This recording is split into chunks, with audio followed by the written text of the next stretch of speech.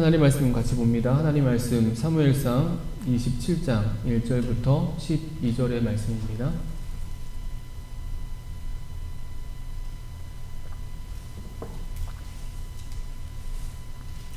구약성경 사무엘상 27장 1절부터 12절입니다.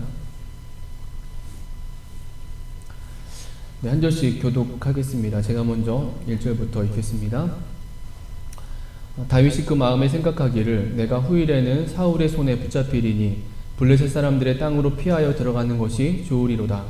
사울이 이스라엘 온 영토 내에서 다시 나를 찾다가 단념하리니 내가 그의 손에서 벗어나리라 하고, 다윗이 일어나 함께 있는 사람 600명과 더불어 가드왕 마옥의 아들 아기스에게로 건너가니라.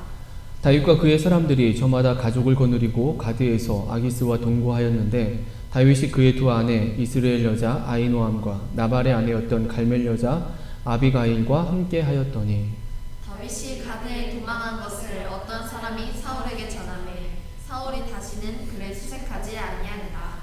다윗이 아기스에게 이르되 바라건대 내가 당신께 은혜를 입었다면 지방 성읍 가운데 한 곳을 내게 주어 내가 살게 하소서. 당신의 종이 어찌 당신과 함께 왕도에 살리이까 하니, 아기스가 그날에 시글락을 그에게 주었으므로 시글락이 오늘까지 유다 왕에게 속하니라. 다윗이 블레셋 사람들의 지방에 산 날수는 1년 4개월이었더라. 다윗과 그의 사람들이 올라가서 구슬 사람과 기르스 사람과 아말렉 사람을 침노하였으니 그들은 옛적부터 술과 애굽 땅으로 지나가는 지방의 주민이라.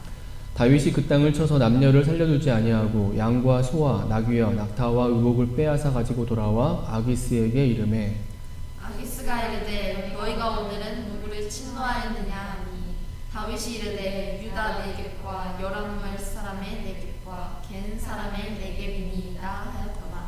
다윗이 그 남녀를 살려서 가드로 데려가지 아니한 것은 그의 생각에 그들이 우리에게 대하여 이르기를 다윗이 행한 일이 이러하니라 하여 블레셋 사람들의 지방에 거주하는 동안에 이같이 행하는 습관이 있었다 할까 두려워함이었더라. 아기스가 다윗을 믿고 말하기를 다윗이 자기 백성 이스라엘에게 심히 미움을 받게 되었으니 그는 영원히 내 부하가 되리라고 생각하니라. 아멘. 네, 우리 함께 예배하고 있는 옆에 있는 가족들, 그리고 또 우리 영상으로 예배하는 지체들과 함께 인사하겠습니다. 우리 화면 보시면서 좌우 보시면서 사랑합니다, 축복합니다, 인사합니다. 네, 사랑합니다, 축복합니다. 네, 오늘도 말씀하신 하나님의 은혜가 저와 여러분 가운데 임하길 원합니다.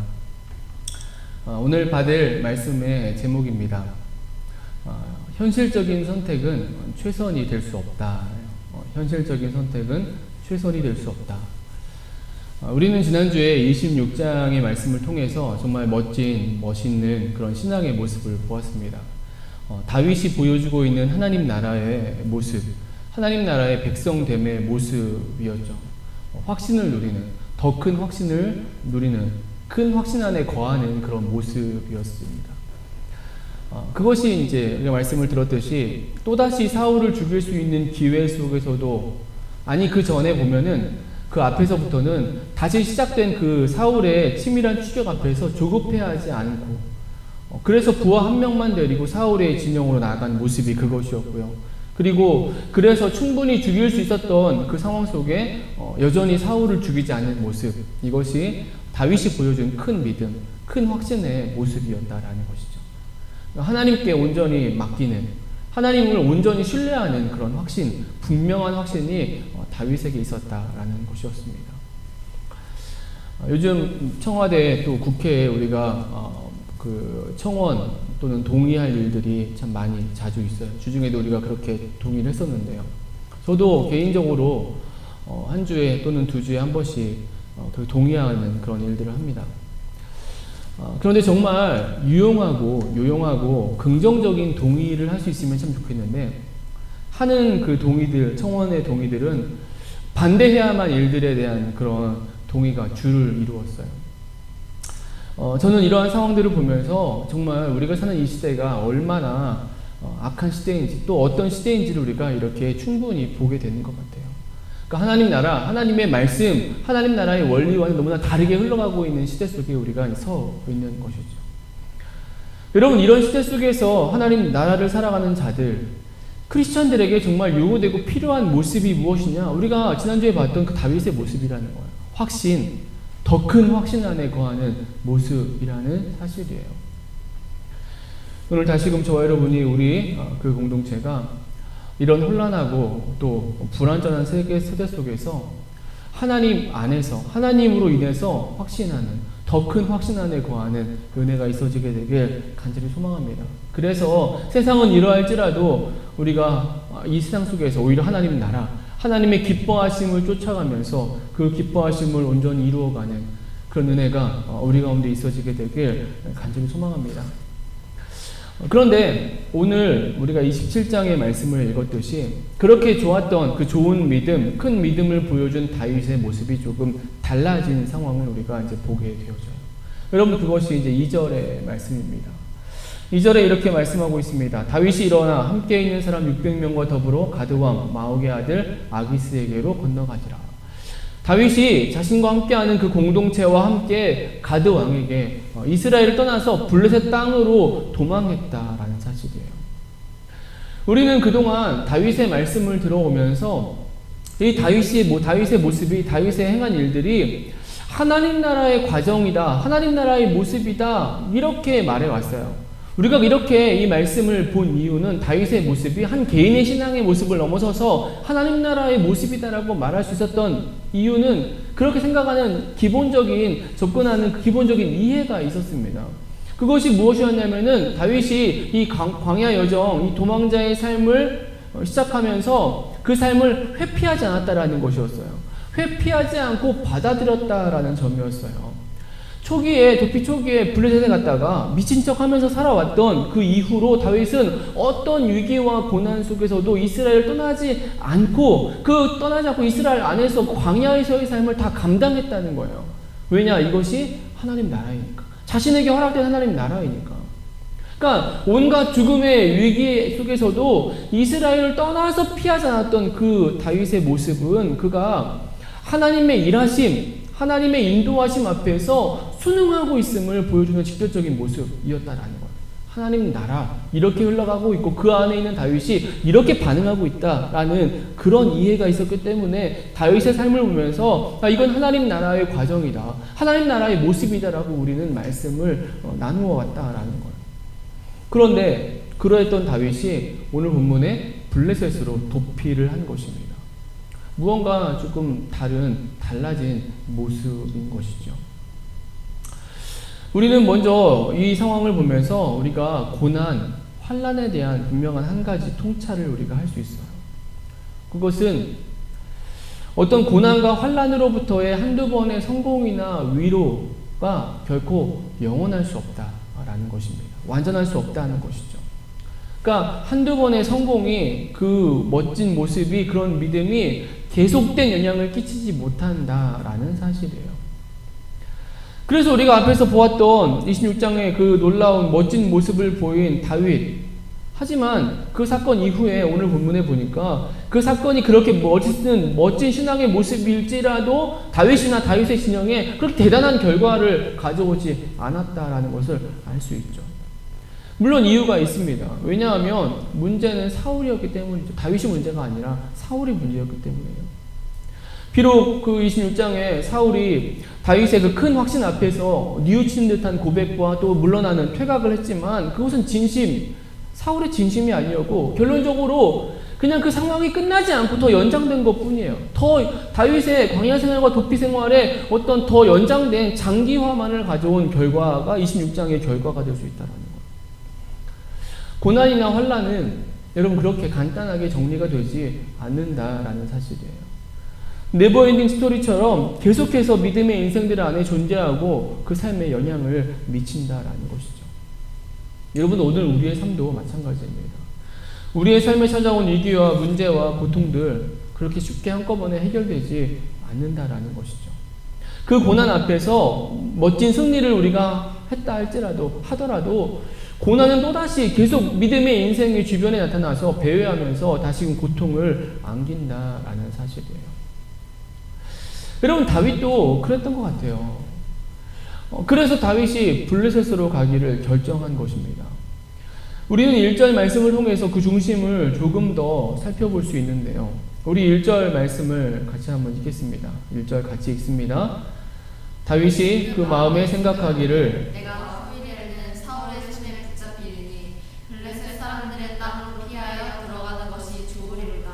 사울이 이스라엘 온 영토 내에서 다시 나를 찾다가 단념하리니 내가 그의 손에서 벗어나리라 하고, 계속된 추격과 위협 속에 다윗이 이제 고민하며 생각한 거예요.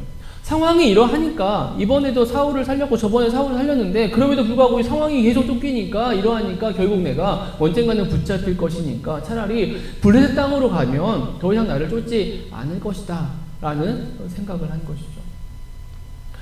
사실 이러한 고민이 그냥 단순히 27장에 이 순간에 생겨났다기보다는 조금 더 이전부터 있었던 고민이라고 우리가 볼 수 있을 것 같아요.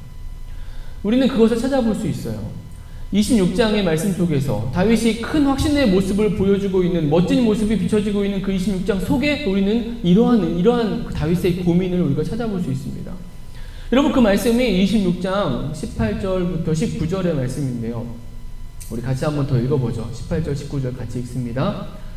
또 이르되 내 주는 어찌하여 주의 종을 쫓으시나이까? 내가 무엇을 하였으며 내 손에 무슨 악이 있나이까? 원하건대 내 주 왕은 이제 종의 말을 들으소서.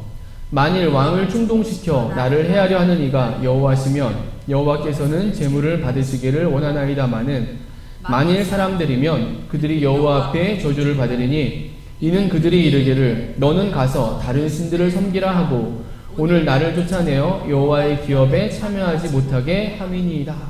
다윗이 사울에게 말하고 있는 장면이죠. 왜 나를 계속 쫓는 거냐라고 하면서 하나님이 쫓으신 거라면 그럼 당연히 나는 그 재물이 될 수 있다라고 말하지만, 사람에 의해서 나를 쫓는 거라면, 사울이 너가 나를 그렇게 쫓는 거라면 그것은 결국 나로 하여금 가서 다른 신을 섬기라고 하는 것이다. 나를 쫓아내어서 여호와의 기업에 참여하지 못하게 하는 것이다 라고 얘기를 하고 있어요. 그러니까 가서 다른 신을 섬기고 쫓겨나 여호와의 기업에 참여하지 못한다 라는 이 다윗의 말은, 이것은 이스라엘을 떠나서 다른 나라로 갈 것에 대한 이야기를 하고 있는 거예요. 다윗이 지금 말하고 있는 것입니다. 만약 이렇게 계속 나를 쫓아오면 나는 다른 나라로 도피할 수도 있다라는 얘기를 하는 거예요. 그런데 이 일의 책임이 당신에게 있다, 사울 당신에게 있다라고 이렇게 명백히 하면서 동시에 나는 하지만 가고 싶지 않다, 떠나고 싶지 않다, 이 나라를 떠나고 싶지 않다라고 이렇게 자신의 마음을 드러내고 있다라는 거예요. 여러분, 이렇다는 것은 다윗은 계속 고민하고 있었다라는 것이죠. 하나님을 신뢰하면서 그리고 그 인도하심을 누리는 와중에도 큰 믿음과 큰 확신 안에 거하고 있었음에도 불구하고 그 마음 한편에서는 여전히 자신이 정말 이스라엘을 떠나서 도망할 수도 있겠다, 도망해야 할지도 모른다는 그 고민, 말 그대로 현실적인 선택을 고민하고 있었다라는 거예요. 여러분, 이것이 믿음 안에 있다라는 거예요. 믿음 안에 있다는 것입니다. 믿음의 인생들 삶 속에 있다는 것입니다. 순종과 불순종의 그 사이 그 어딘가에 어중간한 서 있는 모습이 있다는 거예요. 하나님 나라, 그 나라의 백성의 삶을 살아가는 자들에게 이 모습이 있는 것입니다.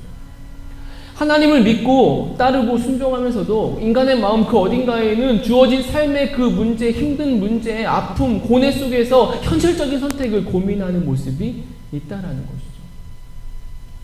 여러분, 다윗의 이 모습이 바로 하나님 나라의 믿음의 모습을 우리에게 그대로 보여주고 있습니다. 위대하고 멋진 모습을 보였던 자가 보여주고 있는 실제예요. 믿음의 실제, 하나님 나라의 실제입니다. 현실적인 문제 앞에서 현실적인 선택과 결단을 고민하고 있는, 생각하는 이상과 비전과 다른 현재의 내가 처한 그 상황 속에서 하나님의 말씀, 하나님 나라의 원리, 그에 반하는 그 현실적인 실제적인 선택의 그 갈림길에 서 있는 모습을 다윗이 보여주고 있는 것입니다. 그리고 실제 많은 사람들은 다윗처럼 선택을 하죠. 다윗처럼 선택을 합니다. 현실적인 선택을 한다는 거예요. 그리고 이것이 최선이었어 라고 위로 삼는다라는 것이죠. 여러분, 오늘 우리의 모습은 어떠한가요? 혹시 다윗과 같은 상황 속에 우리가 서 있으십니까? 믿음이 없어서가 아니라 불순종하기 위해서가 아니라 하나님을 믿고 그 나라를 소망하면서도 삶에 주어진 내게 허락된 그 현실적인 문제와 상황 속에서 괴로워하다가 가장 현실적인 선택을 하고 싶은 고민을 하는 상황, 그 상황에 우리가 서 있느냐라는 거예요. 우리는 이러한 다윗의 선택을 보면서 오늘 우리가 선택해야 하는 최선의 모습이 무엇인지를 우리가 한번 생각해 보려고 합니다. 하나님 나라 안에서의 있어져야 하는, 믿음의 인생에게 있어져야 하는 최선의 선택의 모습인 것이죠. 여러분, 그리고 이렇게 볼 때 오늘 말씀의 제목은 이미 말씀의 결론을 우리에게 보여주고 있죠. 현실적인 선택은 최선이 될 수 없다는 거예요. 현실적인 선택은 최선의 선택이 아니다라는 것이죠. 사실 오늘 본문의 말씀 이야기 피상적으로 보면은 이 다윗의 선택이 최선의 선택처럼, 아주 좋은 선택처럼 이렇게 보이기도 합니다. 그 하나가 뭐냐면, 그 이유가 일단 사울이 더 이상 쫓지 못하기 때문에 그래요. 4절 말씀에 이렇게 말씀합니다. 다윗이 가드에 도망한 것을 어떤 사람이 사울에게 전하매 사울이 다시는 그를 수색하지 아니하니라. 당연하죠. 이스라엘 땅을 넘어섰기 때문에 사울의 추격이 멈춘 거예요. 더 이상 그런 추격이 없습니다. 그리고 또 하나가 다윗이 블레셋의 시글락이라는 땅을 얻게 된다는 거예요. 5절 6절의 말씀인데요, 우리 같이 읽겠습니다. 5절 6절 같이 읽습니다. 다윗이 아기스에게 이르되 바라건대 내가 당신께 은혜를 입었다면 지방 성읍 가운데 한 곳을 내게 주어 내가 살게 하소서. 당신의 종이 어찌 당신과 함께 왕도에 살리까 하니 아기스가 그날에 시글락을 그에게 주었으므로 시글락이 오늘까지 유다 왕에게 속하니라. 블레셋에 간 다윗이 이번에는 현명하게 대처해요. 처음에 갔을 때는 잘못 대처해서 결국은 살아남기 위해서 미친 척하고 돌아왔지만 이번에는 현명하게 대처합니다. 그것이 블레셋 땅의 지방에 거주하기를 요청하는 거예요. 비록 이 다윗과 사울과의 관계가 적대적이어서 이게 다 알려졌기 때문에 그래서 이 가드 땅으로, 블레셋 땅으로 망명할 수 있었지만, 그래도 다윗이 중심 도시에 있었다면은 분명 다윗을 경계한 자들이 있었을 것이고, 그리고 다윗의 일거수일투족이 다 공개되기 때문에 아마 불편하고 여러 가지 어려운 곤란한 상황들이 있었을 거예요.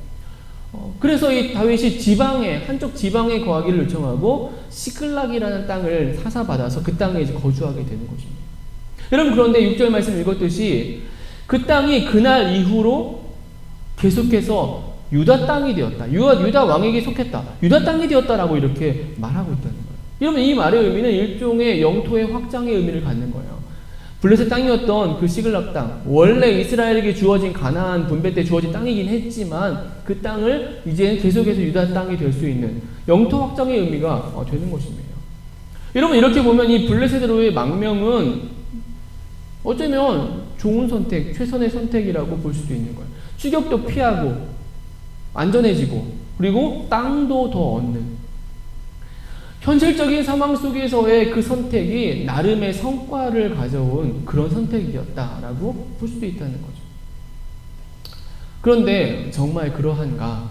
라고 했을 때 우리는 본문 속에서 또 전혀 다른 그런 모습, 결과를 동시에 보게 됩니다.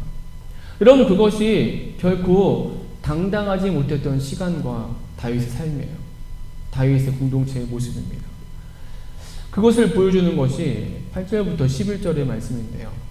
먼저 8절, 9절 말씀을 한 번 더 읽죠. 우리 8절, 9절 같이 읽겠습니다. 다윗과 그의 사람들이 올라가서 구술 사람과 기르스 사람과 아말렉 사람을 침노하였으니 그들은 옛적부터 술과 애굽 땅으로 지나가는 지방의 주민이라. 다윗이 그 땅을 쳐서 남녀를 살려두지 아니하고 양과 소와 나귀와 낙타와 의복을 빼앗아 가지고 돌아와 아기스에게 이르매, 시글락 땅을 하사받은 다윗, 그냥 그 땅에 그냥 공짜로 그렇게 거주할 수는 없었죠. 그래서 블레셋을 위한, 가드 왕을 위한 일을 해야 했고, 그래서 그 변방에 있던 구술이나 또는 기르스나 아말렉을 공격해가지고 재물을 탈취해서 그것을 아기스 왕에게 바쳤다라는 거예요. 무언가를 해야 하니까, 블레셋을 위해서. 그런데 그렇게 일을 한 다윗에게 가드왕 아기스가 이렇게 말하는 거예요. 다윗이 아기스가 묻고 다윗이 말합니다. 10절의 말씀이에요. 10절에 이렇게 말씀합니다. 아기스가 이르되 너희가 오늘은 누구를 침노하였느냐 하니 다윗이 이르되 유다 네겝과 여라무엘 사람의 네겝과 겐 사람의 네겝이니이다 하였더라. 실은 그술, 기르스, 아말렉 그런 족속들을 침략했는데 그들의 재물을 뺏었는데 다윗이 말하는 것은 이스라엘 땅인 유다 네겝, 여라무엘 네겝, 겐 사람의 네겝이라고 이렇게 말하고 있는 거예요. 여러분 이건 일종의 거짓말을 하고 있는 거예요. 그러니까 내가 유다 땅에 유다 사람들의 땅, 유다 사람들의 지경의 땅을 침략해서 거기서 재물을 뺏어와서 아기스 왕 당신에게 바치는 겁니다. 내가 유다와 적대적입니다. 이 얘기를 이제 하고 있는 것이죠. 거짓말을 하고 있다는 거예요. 여러분 다윗의 삶이 거짓을 말하는 거짓말쟁이의 삶이 되었다는 거예요. 이 땅에서의 삶의 시간 동안. 그리고 거짓말이 끝나지 않죠. 그 다음에 더 큰 거짓을 불러오고 더 큰 악으로 커지는 것입니다. 그러하듯이 다윗이 거짓말을 숨기기 위한 행동이 무엇이었냐? 진멸이라는 거였어요. 몰살이었습니다. 11절에 이렇게 말씀합니다. 다윗이 그 남녀를 살려서 가드로 데려가지 아니한 것은 그의 생각에 그들이 우리에게 대하여 이르기를 다윗이 행한 일이 이러하니라 하여 블레셋 사람들의 지방에 거주하는 동안에 이같이 행하는 습관이 있었다 할까 두려워함이었더라. 그러니까 자신이 했던 일이 아말렉, 그술, 기르스 사람들을 쳐서 그걸 뺏어와가지고 내가 유다 사람들을 쳤습니다라고 말하는 이런 이야기 또는 뭐 그런 상황들 그런 것들이 알려질까봐 거짓말하는 것이 알려질까봐 그들의 입을 막으려고 다윗의 공동체가 모두를 죽였다는 거예요. 자신이 침략했던 구술이나 기르스나 아말렉 족속을 다 진멸했다는 것입니다. 모두를 죽였다는 거예요. 현실적인 선택 속에서 무서운 피 흘림이 자행된 것이 시글락에서의 다윗과 다윗 공동체의 모습이었다라는 사실이에요. 현실적인 선택 속에서. 여러분 사실 구약 성경에는 거짓말이 약자의 생존 전략으로 이렇게 나타날 때가 많이 있어요. 그 대표적인 예가 아브라함입니다. 아브라함이 애굽에 내려갈 때 자신의 아내를 사라를 누이라고 이렇게 거짓말을 하죠. 이 거짓말 우리가 칭찬할 수 없어. 하나님 나라 안에서 거짓이 칭찬될 수는 없어요. 사실은 근본적으로 원리적으로는 칭찬할 수는 없지만 그 시대 상황 속에서는 말 그대로 현실적인 그 생존을 위한 선택이었다라는 거예요. 왜냐, 당시에 그 주변의 그 시대 사람들, 하나님을 두려워하지 않는 사람들은 그냥 아름다운 여자를 보면은 그 남편을 죽이고 빼앗아서 자기의 아내로 취하는, 힘 있는 자가 힘 없는 자를 함부로 강탈하는 그런 시대였기 때문에, 그래서 아브라함은 아내를 누이라고 해서 적어도 그런 불상사가 일어나지 않도록 서로의 생명을 보호받으려고 했다는 거예요. 어떻게 보면 정말 피할 수 없는 선택, 현실적인 선택을 한 것이죠. 살아남기 위해서. 거짓이 그렇게 쓰여졌다는 거예요. 여러분, 출애굽 당시에 히브리 산파들의 모습도 마찬가지입니다. 이스라엘 남자아이가 태어날 때 확인하고 죽이라라는 바로 왕의 애굽의 왕의 명령이 산파들에게 줘요. 근데 산파들이 살리죠. 근데 이렇게 얘기해요. 우리가 애를 받으려고 갔는데 도착하기 전에 워낙 이스라엘 여자들이 건강해가지고 아이를 이미 낳아버렸다. 그래서 우리가 죽일 수 없었다라고 이렇게 명령을 거부합니다. 여러분, 그것은 히브리 산파들이 자신의 그 생명을 보호받기 위한 현실적인 선택의 모습이었다는 거예요. 거짓말이 그렇게 쓰여지기도 한다는 거예요. 그게 뭐 좋다 나쁘다를 떠나서 일단은. 여러분, 그럼 오늘 본문 속에서 이 시글락에서의 다윗의 모습, 이 다윗의 거짓된 모습도 우리가 그렇게 볼 수 있는 것인가? 피치 못할 상황 속에서. 원래 현실이라는 것은 그런 거거든요. 현실적이라는 말은 그런 거예요. 어쩔 수 없는 상황이었어. 상황이 그랬어. 어쩔 수 없이 피치 못해도 이렇게 했어. 생존하기 위해서 이렇게 했어라고 쓸 때 쓰이는 말이 현실적인 말이에요. 그래서 다윗의 모습이 정말 그러한 어쩔 수 없이 행해진 현실적인 선택, 최선의 모습이었다라고 볼 수 있느냐라는 거예요. 여러분, 우리가 본문의 상황을 조금 더 제대로 볼 필요가 있습니다. 이 본문에 이 다윗의 현실적인 선택의 모습이 과연 정당한 것인지 잘한 것인지 우리는 조금 더 종합적인 큰 그림 안에서 이 모습을 보아야 된다라는 거예요. 그리고 우리는 부인할 수 없어요. 우리는 인정하게 됩니다. 이 본문 속에서 다윗이 행하고 있는 이 피 흘림은, 이 진멸, 이 전멸, 몰살의 피 흘림은, 이것은 그저 자신이 벌인 일을 숨기기 위한 잔인한 피 흘림이었다라는 거예요. 여러분, 성경 속에서 진멸, 몰살은 그냥 등장하지 않아요. 우리가 이전에도 여호수아 말씀 들으면서 나누었던 들었던 단어인데요. 헤렘이라는 단어 기억하십니까? 받쳐진 것. 즉 헤렘의 전쟁 속에서나 진멸이나 몰살이 가능한 거예요. 모든 걸 다 진멸하라. 무서운 거잖아요. 하나님의 명령이잖아요. 근데 그게 하나님의 명령이고 가능한 것은 헤렘의 전쟁 속에서 가능한 것입니다. 하나님이 특별하게 명령하시는 전쟁 헤렘. 그래서 그 헤렘의 전쟁을 성전이라고 해요. 거룩한 전쟁이라고 얘기를 하는 거예요. 하나님의 전쟁, 거룩한 전쟁. 그 거룩한 전쟁 속에서 주어진 특별한 모습이 진멸이나 몰살이에요. 그런데 오늘 본문에 다윗이 싸우는 족족마다 다 진멸하고 있어요. 사람의 생명을 다 죽이고 있어요. 군인부터 아이 모두를 다 죽였어요. 생명은 다 죽였어요. 여러분, 이러한 피 흘림은 결코 헤렘의 피 흘림이 아니에요. 그냥 자신의 안위를 위한 피 흘림이었다라는 것이죠. 그러면 우리는 다시 보아야 되는 것입니다. 다윗의 이 현실적인 선택과 이 결과가 결코 하나님의 기뻐하심은 될 수 없다라는 거예요. 하나님이 기뻐하실 만한 일이 아니다라는 거예요. 여러분, 그런데 이렇게 생각하면서도 우리가 함부로 말할 수 없는, 단정할 수 없는 곤란한 것은 뭐냐면, 하나님께서는 이 상황 속에서 이런 사건 속에서 말씀하시지 않는다는 거예요. 하나님의 말씀하심이 없어요. 물론 27장에 처음부터 하나님의 말씀하심은 없습니다. 다윗도 하나님께 묻지 않았고요. 하나님께 묻지 않았어요, 다윗이. 그러고 행동했어요. 그리고 하나님도 뭐 아무런 반응이 없어요. 말씀이 없으십니다. 그래서 사실 우리가 다윗이 행한 이 현실적인 선택과 그 결과가 이게 정말 잘한 것이냐 아니냐 이렇게 뭐라 함부로 말할 수 없어요. 그래서 실제적으로 신학자들도 긍정적으로 이 부분을 해석하는 사람들도 있어요. 아까 말했듯이 위기가 없어졌고 도산 추격이 그쳤고 땅도 확장됐으니까 뭐 이런 식으로 이제 해석하는 것이죠. 하지만 우리가 이 일에 대한 하나님의 판단, 하나님의 말씀을 우리는 좀 시간이 흐른 뒤에 우리가 이제 볼 수 있습니다. 그것이 다윗이 왕이 되어서 모든 것이 안정된 후에 그가 하나님의 성전을 지으려고 할 때예요. 역대상 22장 6절로 8절 말씀인데요. 우리 같이 한번 읽겠습니다. 역대상 22장 6절 8절 같이 읽습니다. 다윗이 그의 아들 솔로몬을 불러 이스라엘 하나님 여호와를 위하여 성전 건축하기를 부탁하여 다윗이 솔로몬에게 이르되 내 아들아 나는 내 하나님 여호와의 이름을 위하여 성전을 건축할 마음이 있었으나 여호와의 말씀이 내게 임하여 이르시되 너는 피를 심히 많이 흘렸고 크게 전쟁하였느니라. 내가 내 앞에서 땅에 피를 많이 흘렸은즉 내 이름을 위하여 성전을 건축하지 못하리라. 다윗은 하나님의 성전을 정말 사모해서 짓고 싶었지만 하나님께서 거절하셨어요. 그리고 그 이유로 말씀하실 것입니다. 8절에 너는 피를 심히 많이 흘렸고 크게 전쟁하였다. 네가 내 앞에서 땅에 피를 많이 흘렸은즉 성전을 건축하지 못한다.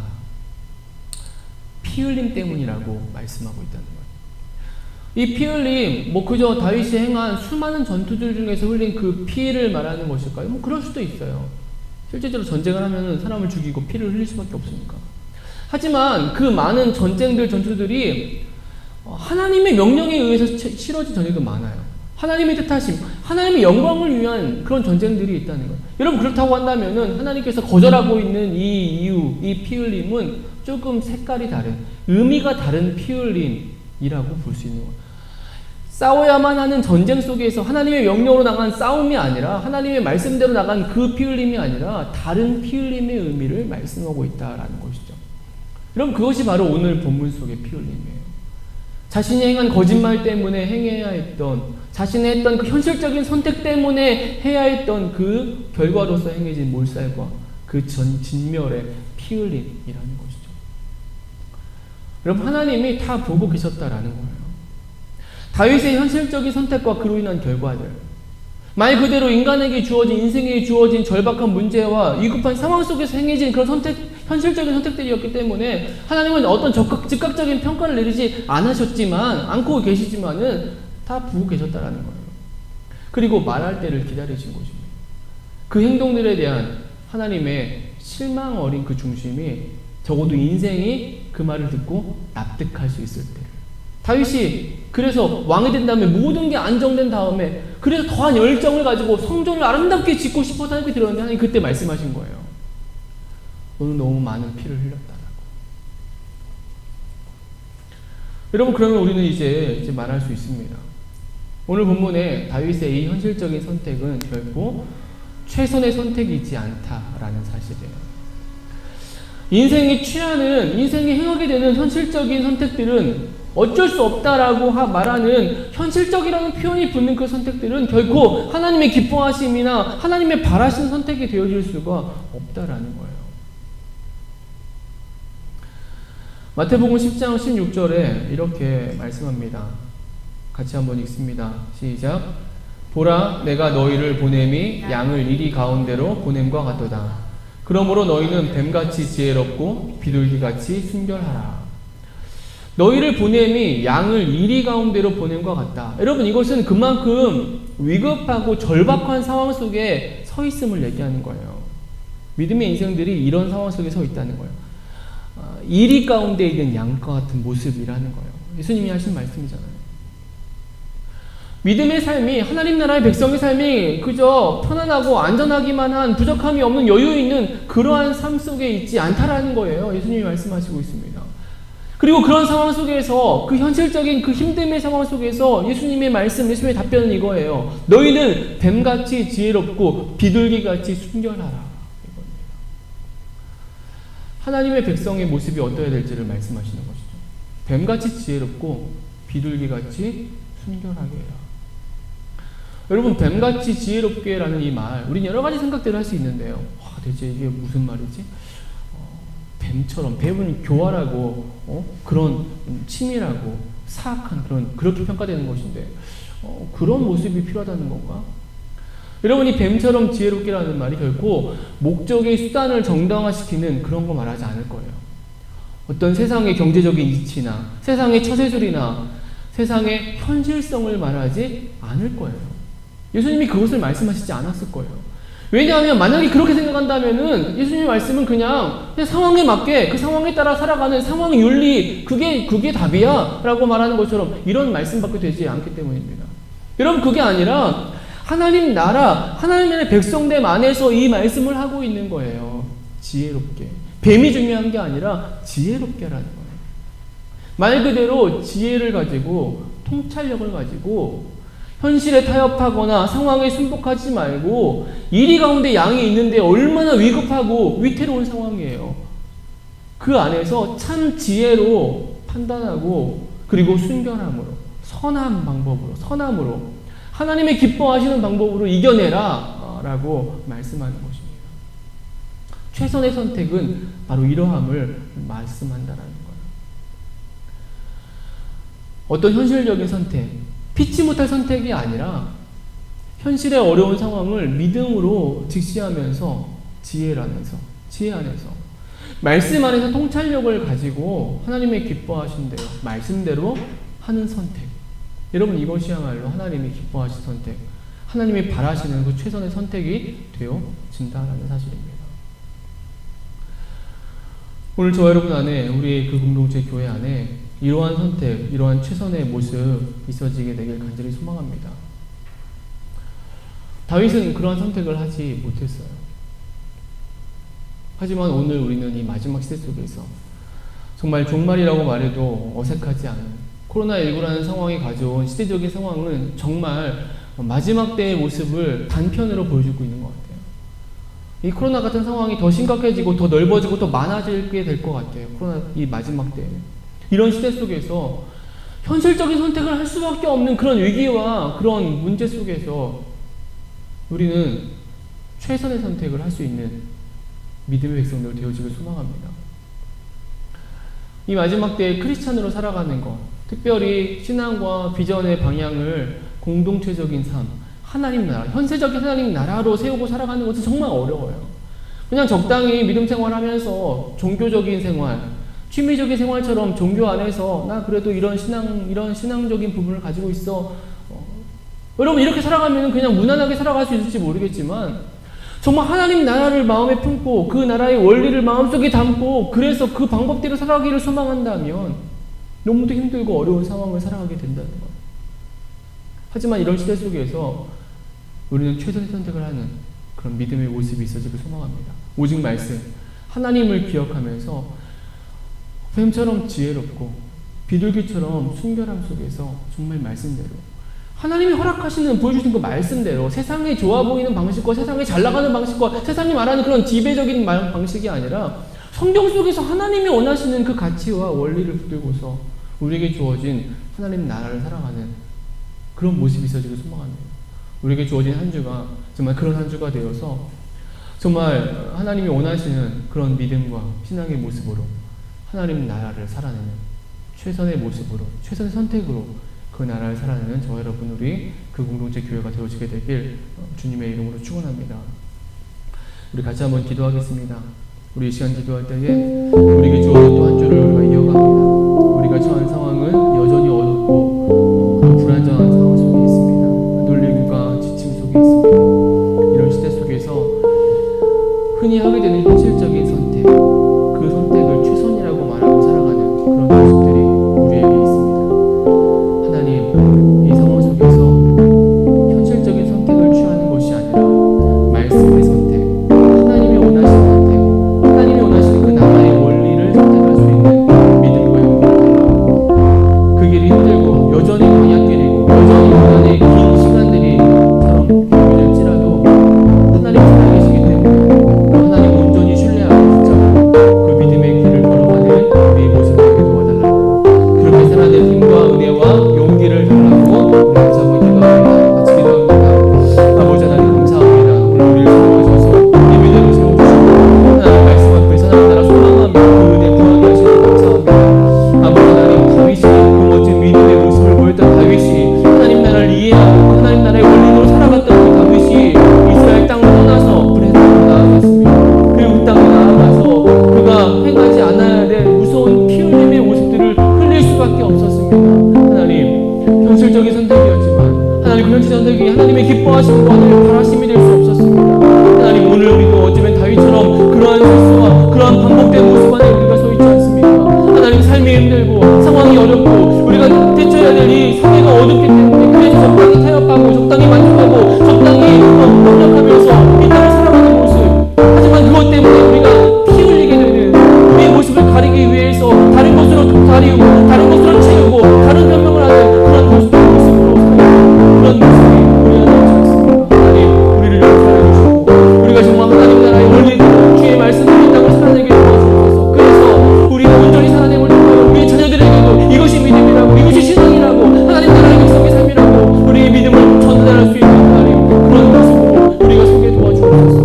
아버지 또 한 주를 이어갑니다. 우리를 붙잡아 주셔서 정말 하나님이 원하시는 그 믿음과 신앙의 모습으로 이 한 주를 살아낼 수 있도록 우리를 지키시고 우리에게 주의 은혜를 주시고 우리에게 감히 용기를 더하여 주시옵소서. 그러한 삶 우리를 지키시고 인도하여 주시옵소서. 우리를 붙들어 주시옵소서.